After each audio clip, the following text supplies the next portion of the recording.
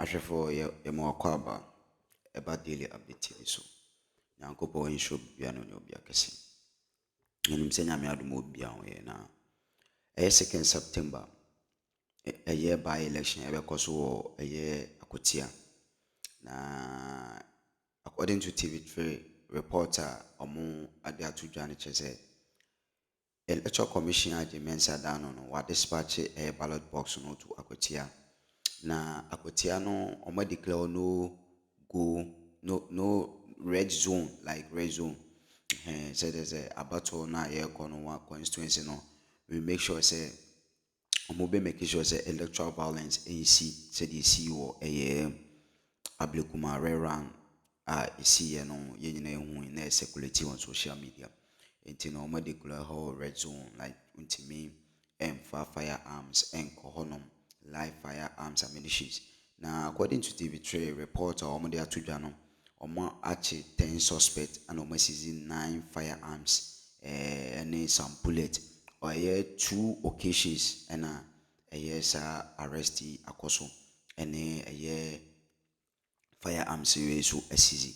Na ni nyina MPP NDC Akwatia by election ebekoso na ebusuya ebekwa kotie ensem no emu chechemu afri jo etina adwumadie no mu na oni nkomodidie no ekoso yenkoti sansem no na efa comment show ebusuya nti yenkoti Alfred Okansi yemfa credit ema TV3 because omakache na nsem nyina epie nti no credit enkoma TV3 Alfred Okansi ene sa otra dwom ene masa nkomodie we nyina ekoso ebusuya stay tuned. We'll share Jumadi and I like it.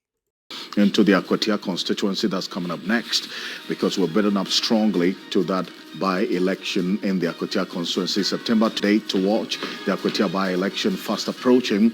We have security agencies, they're ramping up. Measures are being put in place. That's happening in the run-up to the Akwatia by-election. Stay with us here as a reiterated calls for political parties to abide by rules to ensure a smooth and peaceful by-election in the Akwatia constituency.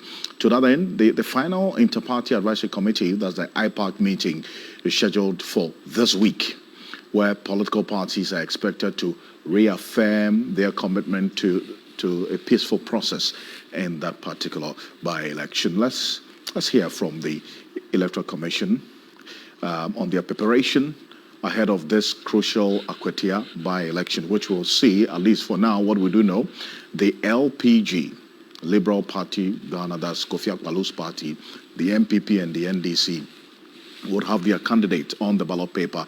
The Action People's Party, they are contesting, or they intend to contest this matter. We understand they've served the Electoral Commission of their intentions to, as it were, test the law on why their candidate was disqualified by the Electoral Commission. So as we do know, there are 3 candidates, 3 political parties taking part in this by-election in the Akwatia constituency.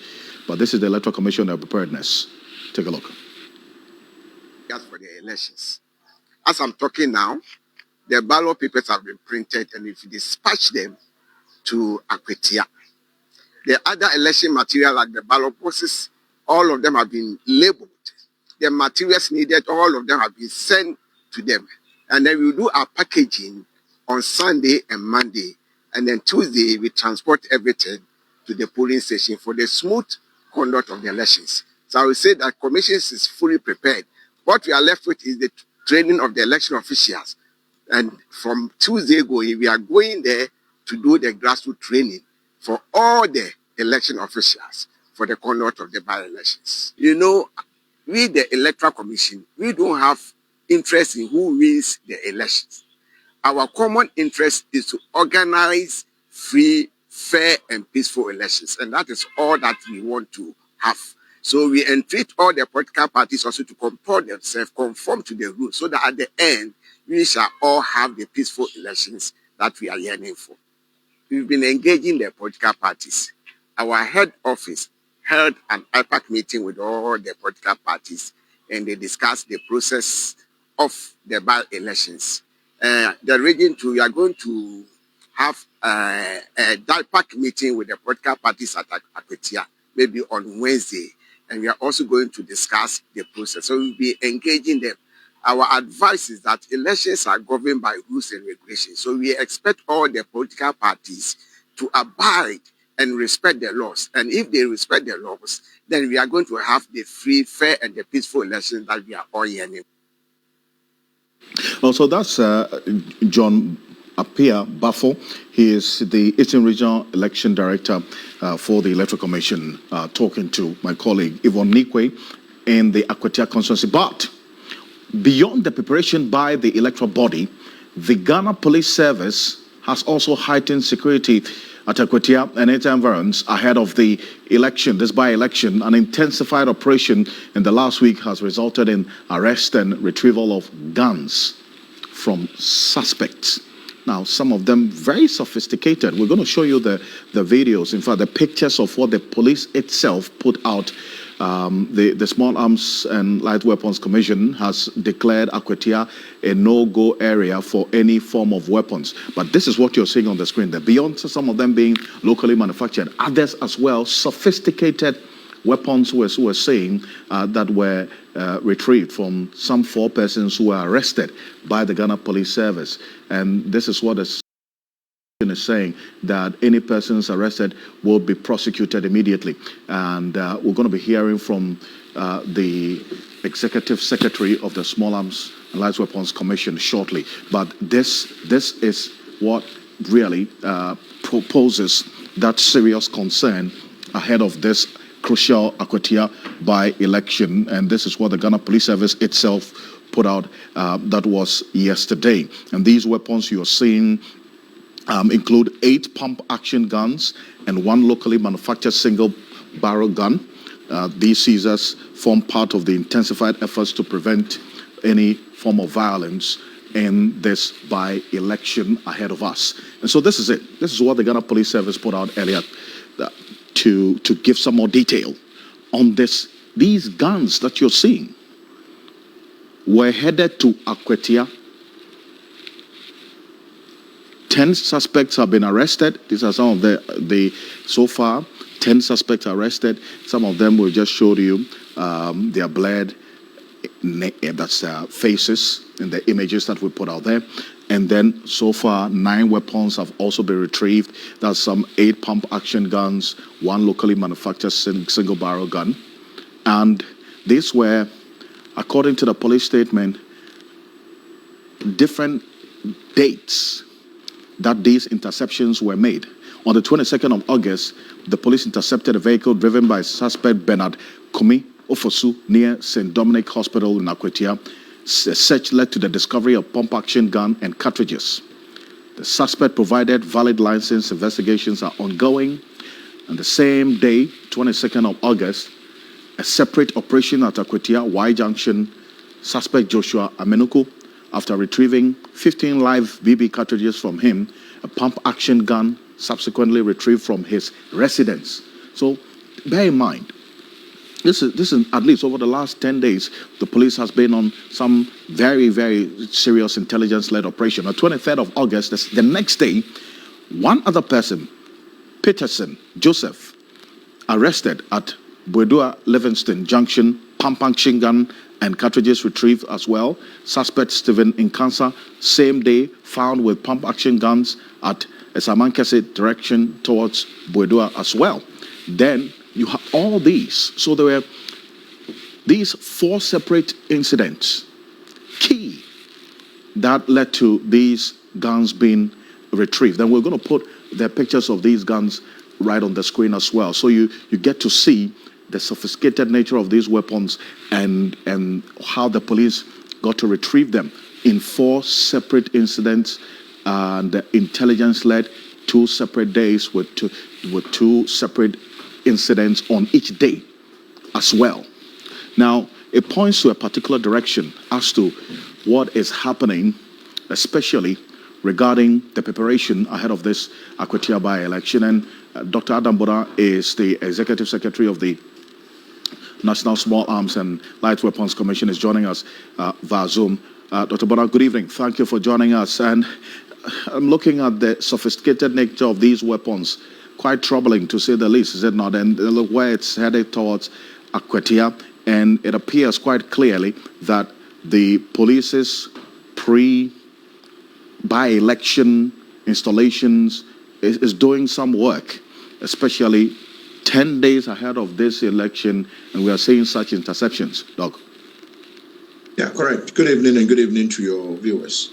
Yes, I believe that, sometimes our citizens will take things for granted.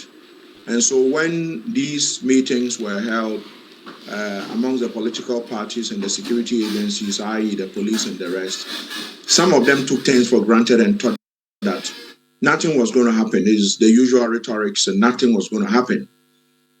We went out there also sensitizing the general public, especially around that enclave.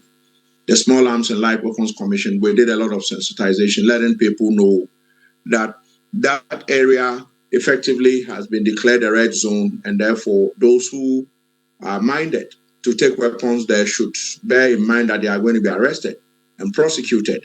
It doesn't matter if the weapon is licensed or not.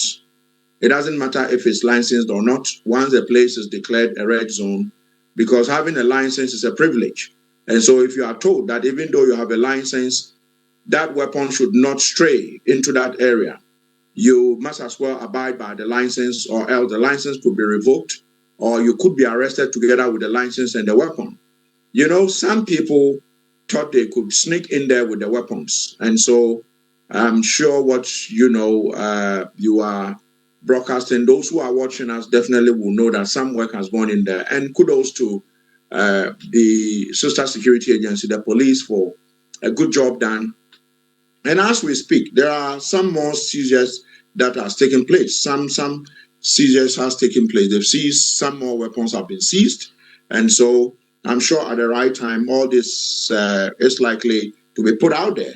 And some of these people think that once you have a license to bear firearm, and you have been told that don't stray, don't move with your firearm into a certain area, you can do that. You do that, you are going to be found wanting, and that is what is going on. And some large munitions and all that have been seized. And so, Alfred, what you are reporting is accurate, but some more seizures have taken place again. And so I would want to reiterate that those who think that they could sneak into Akwatia between now, or they've sneaked in already, you will be fetched out. But those who want to sneak in now, between now and D-Day, they will be fetched out and prosecuted according to the law. And so we need to be careful what we are doing. The firearms we are carrying, you saw our release, I think yesterday, that caution that those who want, don't go there with pepper spray. Do not go there with tasers. When I say tasers, they call them shockers in the country, but they are tasers. Shockers or tasers. Don't go there with machetes. Don't go there with sharp implements. Right. If you are caught with but if they were machetes and are intercepted, these are weapons that you don't come cheap, is it not?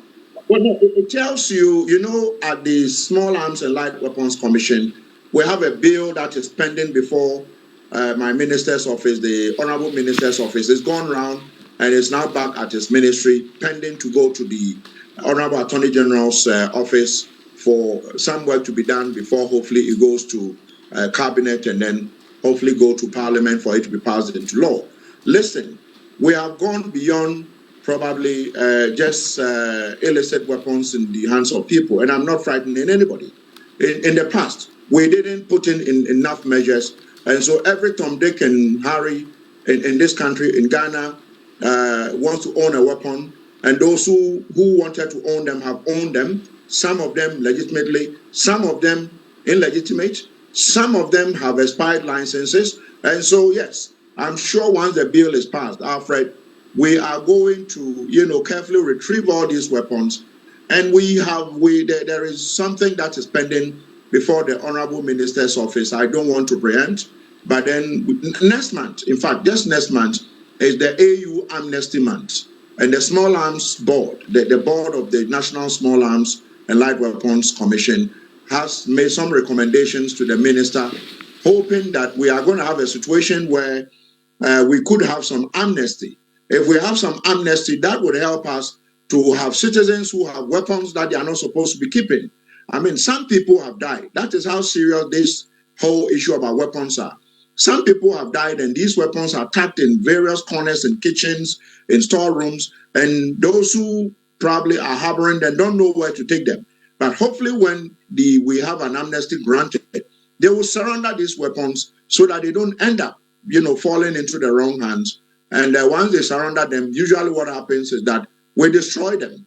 Once you surrender them, they are destroyed. And so the sophistication, what you are seeing, Alfred, is just a tip of the iceberg.